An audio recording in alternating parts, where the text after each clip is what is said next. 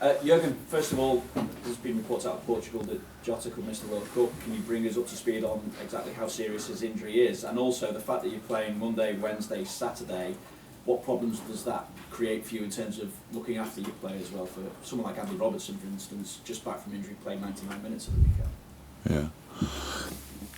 Yeah, really not good news about Diogo. Yes, he will miss the World Cup. Pretty serious injury in the muscle, calf muscle, and now we have to.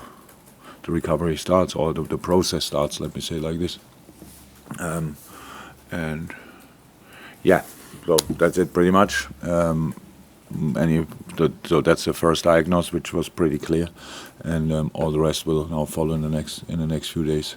So very sad news for the boy, for us of course as well, for Portugal, for everybody. So yeah, that's it. Yeah, you're right. We need to have a look at that. And in general, we always try, and if we can consider it line-wise, then we will do that. So we see how the boys feel today when they come in. It's now second day after the game, and same moment -1 intense period. We are used to intense periods, so it's not the biggest difference, but it's clear. Full energy will be required.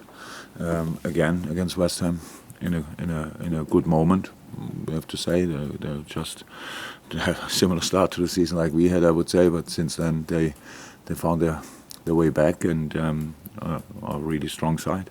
Just to clarify with you, does he need an operation? No. Okay. David Moyes said he hopes you are in the dugout tomorrow night. So part of this job is you want to play against the best, compete against them, and Jürgen is up there with them all. Do you know yet whether you're going to face a touchline ban, and do you agree with David Moyes as well when he says, look, anyone who's in that kind of situation would effectively feel the same? He says, we have great respect for referees and the work they have to do. I hope in their way they will understand that for 90 minutes and a bit longer, we might lose our heads a little bit. I think I will be there tomorrow because it's nothing really happened yet, but and I don't think that something will happen tomorrow, to be honest, a few hours before the game. I know where David is coming from. Yeah, that's clear. I still think I should have dealt differently with the situation, which I actually do usually. I said I explained it after the game. In this moment you could not bring me in this mood, no chance. But the whole game led to that, maybe a little bit. The way it went, the way it was a very, very intense game with a lot of decisions we both managers didn't understand on both sides. And this was then for me like, I don't know. In Germany we say the one drop who let the bucket overflow. Does that make sense somehow? Yeah, okay. The straw that broke the camel's back. Sorry again? The straw that broke the camel's back. Oh, okay. Yeah. Good. I'm not sure I can use that because I still don't understand it. But no, I promise I'm not happy with my reaction. But it's again, that's the way it was, and everybody saw it.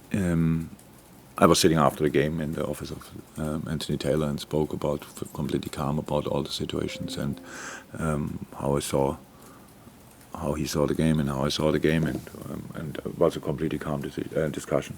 And but anyway, that's the situation. I got a red card, and now we wait for the process, pretty much. And clearly, it was a great win on Sunday. Absolutely. There has been fallout after it, though. Has that overshadowed the win at all? Because it should not, but I'm just thinking it appears that the relationship between the two clubs is maybe fractured, and I wondered where you see responsibility for trying to improve it. I'm not sure we have to be best friends with other clubs, to be honest, but I don't think anybody wants to be best friends with us, to be honest. Never heard about that, at least. There's no completely normal competition. But apart from that, again, it started here with the question and answered it, and then all the rest was made of it, and I know what I thought when I said it, and I thought I have put it all in perspective and said all how much they respect everything what they are doing, and then at the end, obviously, it was still not right for some. But I think the most important thing, I thought, as a club, as a team, together with our supporters, we showed an incredible performance on Sunday. Incredible performance. Yes, and if then something happens, if one guy throws a coin, then it's one fan, I think, and it's a massive mistake, definitely, and will get punished. And after the game, if something happens there, it's one supporter or maybe two supporters and not all of them. And I think that's true. It looks like it gets overshadowed because it was an absolute brilliant performance against an incredibly strong side in a super intense game. I was at situations which I don't want to see in a football game, because we have to save the players as well. It's a really important job as well that the referees have. You could see how the game developed. The players always tried a bit more and a bit more and a bit more, and in the end, wow, how can you do that? And that's just not. And it was another game this season which I watched, where it was similar and ended up in red cards for the coaches as well. It was Tottenham. Was it Chelsea? Yeah. We thought as well, watched the game and you thought in front of the television, oh my God, what's going on here? It was super intense. And no excuse. That's not. I don't use that as an excuse for me. It's just that's what was the game. And how I said, I thought the performance was outstanding. Individually as a unit as well, it was absolutely great. And after the game, then all the talks go about what I said and what I did and what people make of it. Don't think that should be the case, but obviously I cannot change that. Richard. Jürgen, in the context of the season, only 10 games in, 9 for Liverpool, how big was that result in terms of the Premier League? My English is not good enough. In the context of the season, I understood the question. My English is not good enough to express how important it was. Very. From all different perspectives or whatever. It was the performance we needed. It was the way we had to defend. It was the way we had to commit. It was the way. And again, I don't want to cut out our supporters, because what they did so far in this season is absolutely exceptional. A very emotional crowd in a situation. I mean, we all are a bit spoiled. Like, might be difficult sometimes, but in the end, the boys find a way. But our supporters understood pretty quickly in this season that it's obviously not a smooth start into the season, and how they react and how they perform in the games, not on the home games, and away games as well, is absolutely exceptional. I really don't take that for granted, and that makes it special. And then something like this is possible. So it was massive, this game. To win it was massive. You can lose this game 1-0 and play exactly the same game, and then we see as well, okay, we can cause them problems on our day, stuff like this, but in the end, to really feel and use it in the end, you need the result as well, and that's what we got. A great result, obviously, but I guess it makes this game against West Ham even more important now to back it up, doesn't it? Look, when you create a start like we created it, however we did that, there's a moment in the season when you realize, okay, that means now, from now on, they're all finals. And that's already a few weeks ago that we realized that. And so that means, I'm not sure if we can give the West Ham game even more importance than we already put in, because at 100% there's a natural barrier. But yes, it's very important, absolutely. And we respect them a lot, and it costs us a lot of problems here and there as well, all the time, because David is just doing an incredible job. So, and now brought in new players and really good, really quality players, and have now options to change. Mikel Antonio had to play like 80 games in the past, very much, and now they can share it a little bit up front there with international duties. That makes absolutely sense. Paqueta, great player. Kehrer, I know, obviously from Germany, top class defender. Sau, That's only to name a few, and that's just the development of West Ham, and that makes it for us even more difficult. But the importance will not change. It's very, very important. Thank you. Juliet? Jürgen, how long is Diogo out for? Do you have a timeline on it at all? And how does it obviously impact the team as well with the injuries that you've already got too?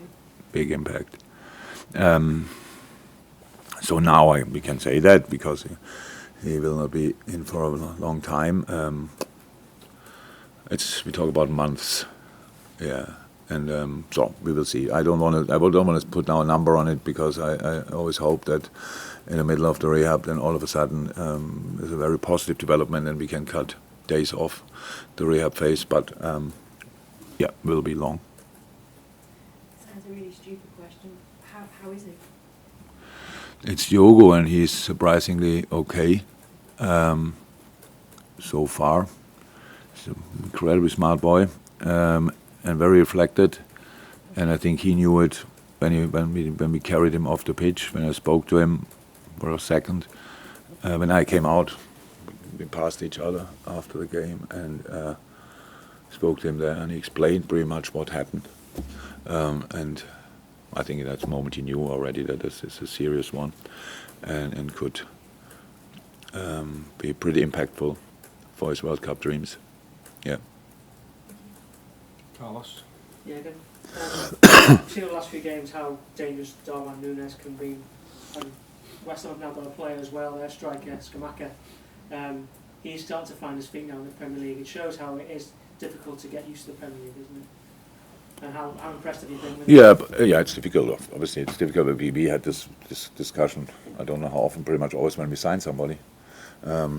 It's not so important which position, but you always exceptions like Virgil stepped in and was there. Mo pretty much as well. Sadio.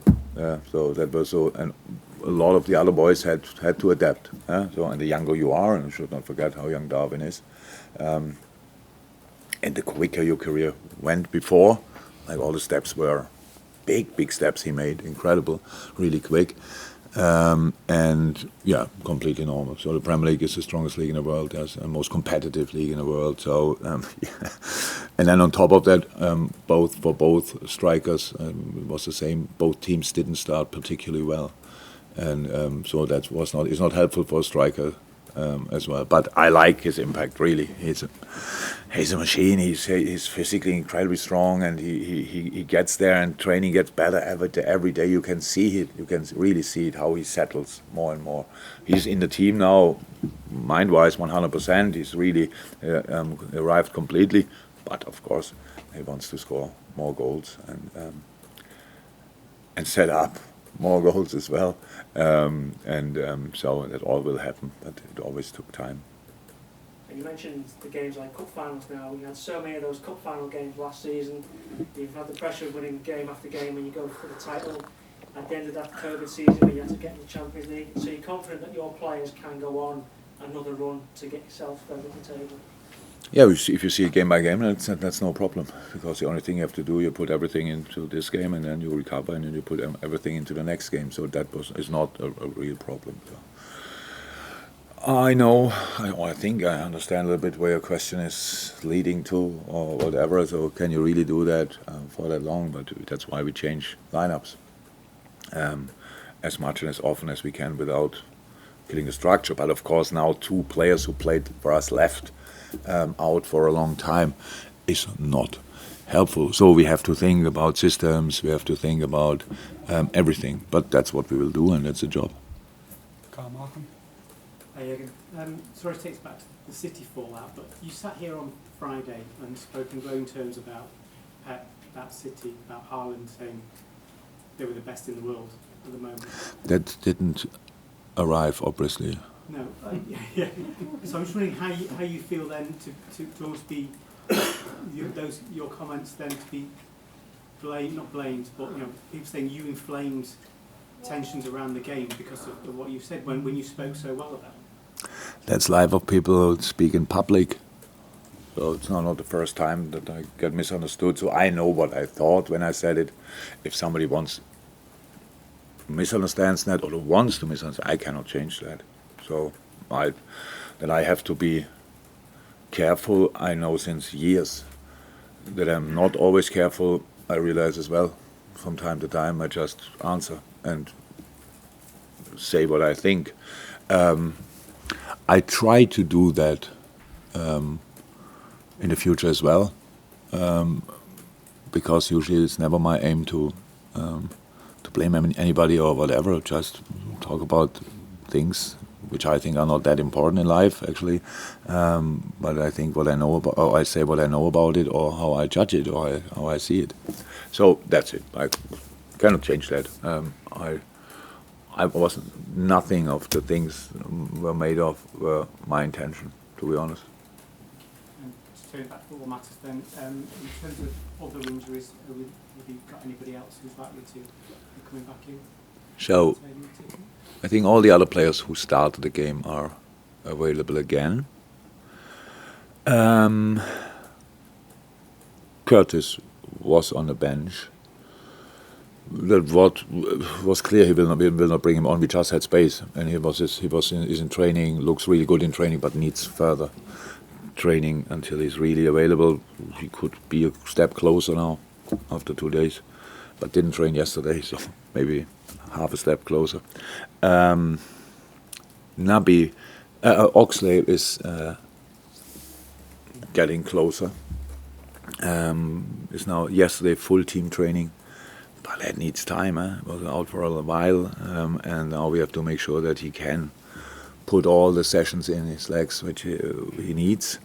Naby is now in parts of team training, so it's all slightly different. Ibu not in team training yet, but that's how we knew before. Will not be that long. He will be in the end out maybe for 10 days until he can start training again. So that should. When was it? Was Rangers, Ibu, Rangers. So tomorrow it's a week.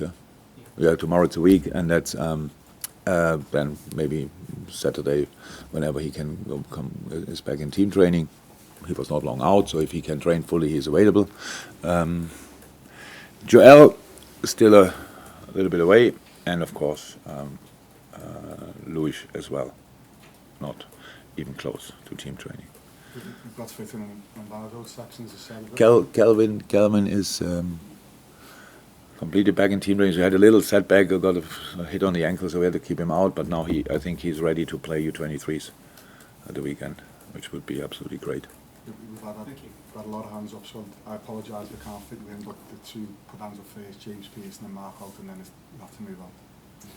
Yeah, and just going on from what Carl said, City claimed yesterday that what you said on Friday was borderline xenophobic. Just wondered what you made of. That's obviously a serious thing to suggest. And also, are you surprised that they still haven't publicly condemned the Hillsborough chanting from the away end on Sunday? This kind of question I would like not to answer. It's not because there's nothing really to say about, but we responded as a club, I think, to that. So I think that's what we had to do. Apart from that, everything what a non-native English speaker could say is would be open to misinterpretation again. I really think there's no reason for that. No, we just reacted as a club, and that's it. Mark? You said earlier on that you don't have to be best friends with every club. Some friends. It cannot be. Exactly. Tell me two clubs who are best friends. No, Find them. The question I'm asking is, do you think there's enough respect between clubs? Of course there's respect. How? Is there enough respect from City to this club? Again, a question a question I can't even answer because I have no idea. You have to ask that people at City.